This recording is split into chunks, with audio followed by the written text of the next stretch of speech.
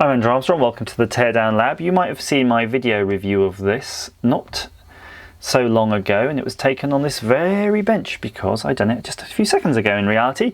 And I've got this unit here. It's a really crap game system, and let's just jump straight in and see what's inside it, because I can tell you what I think is going to be inside it, and it'll be a big blob of resin with no discernible or recognizable chips underneath it. I've just noticed something actually. I was slagging it off because it was such awful audio, but look in this corner. There's a volume control hidden away. Oh well. I don't think that will have saved it somehow. It will have made it a little bit more tolerable. It certainly will not save the game system. Okay, so I've got 4 screws. I know some of you have commented on my lovely mat of horribleness. Yeah, it is quite horrible. It's just an old floor tile, and the reason I use it, why it's so good, is that it catches not only filth, but it catches screws. And if you drop any screws, if they inevitably bounce and work their way onto the floor in here, because there's so many components and bits of wire and rubbish that never get picked up by the hoover, those screws get lost forever. Right, let's see what's inside. Okay, so we have a battery wire that's coming from here to here, and we have a speaker and another battery wire. So these are kind of annoying, but we don't have to desolder them because I can work around them. Right, so this is the volume control. I'm presuming it's volume, not brightness, because volume would be far more useful. I'm just trying to crank this screw out. There we go, that was really quite stiff. One more screw. Now I'm going to share something with you. I think, if you recall, this case had some blanked off areas in its moulding. The first one was here. You can see it there. See the moulding? And the second one was here, and in fact it's got like a plug in it. It's not even a blank, it's got a blanking, separate blanking piece. And that's because I can read on the PCB speaker. So it did have a headphones in one model, which would have gone down well. And this other one, which you can just about see here, says AV. So you could have plugged this into your telly. I'm almost tempted to get my digital scope out and see if there's any composite signals coming out here for the telly, but if there is, what would we do with that knowledge? Would we try to solder a port onto there to plug it into our telly just to see if we could? Some of you might, but I certainly don't have the patience for that, so I'm not going to bother even trying. Okay, looking at the front panel. Ah, interesting. So you'll see, we've lost all our buttons. On here you saw this hole, which is actually we lost more buttons, which is actually the vent to let this speaker through. But it's interesting though, this has got a kind of nice round hole, so maybe they had a speaker that might have fit in that hole originally planned in the design. The D-pad. Some of our buttons which we have lost. The power button, in fact, where are the tweezers of doom? We might pop those buttons back in before we lose them. Because despite me hating this game, I can't really bring myself to ruin it. I mean, it still works, it's a working thing. Maybe it will bring someone some joy. Maybe I'll raffle it off or have it in a competition going forward. So, you know, we don't want to ruin it. I don't know about you, I just do not like to waste something that's working. Okay. So what can we see? We can see some detritus here.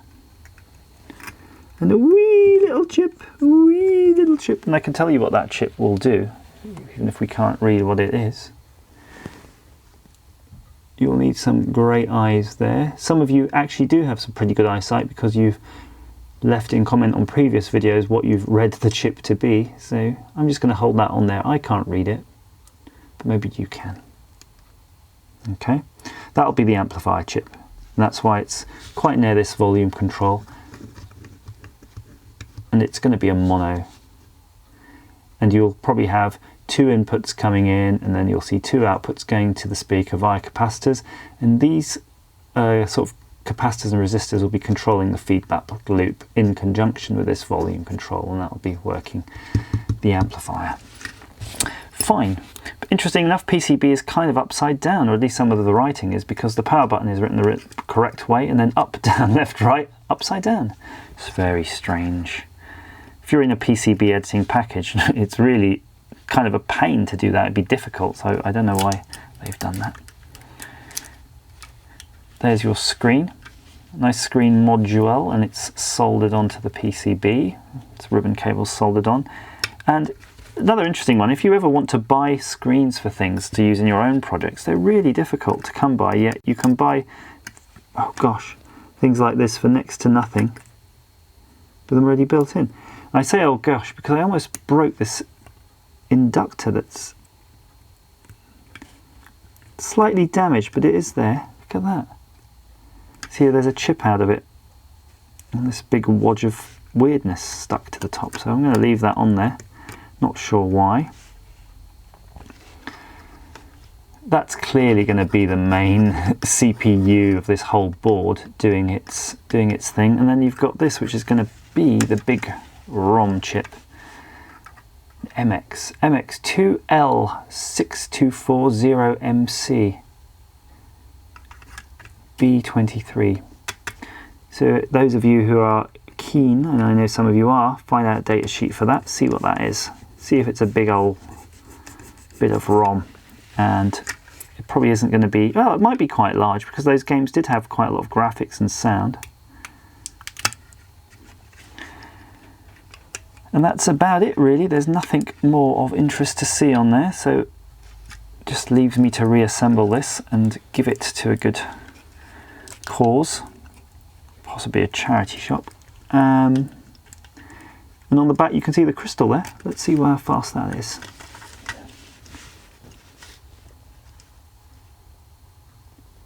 .47. Sure, that's megahertz. Mega power. Right. That seems to be all in order now. So what are the chances of this working when reassembled? My personal feeling is quite high.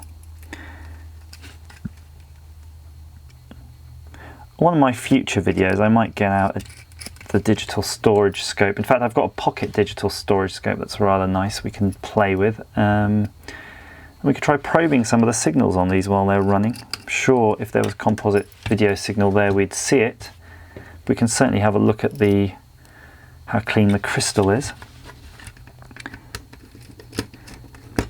And something I need to educate myself on is the actual technologies used for driving these screens, because so many of the things we pop open in the back office have screens and panels, and we're sort of pulling them out and throwing them away mainly because they're broken, but maybe there is some salvageable value on those screens, because some things we throw away have controllers and some things we have screens, so maybe there's some compatibility between these. I assume that they must be actually a standard. It only makes sense that there is a standard for these. Last couple of screws. So it's not just been a teardown this video, it's been a teardown and a reassemble. How pleasant for the items in question. Battery, battery, battery. Off we go. Look at that, all three in one go. And at least this time we might get to see if that volume control works. Hooray! 30 games! Yes. You'll really appreciate that volume control. So if you've got one of these, please let me know how you felt about it when you got it. Were you disappointed? Were you sickened by the quality of the games? Or were you happy enough? You paid your €25 and got your game system, and you're okay with that. It was fine. It's good enough for you. Please feel free to comment down below. Click subscribe if you'd like to be notified when my new videos come out. I really appreciate that. And as ever, thank you for watching.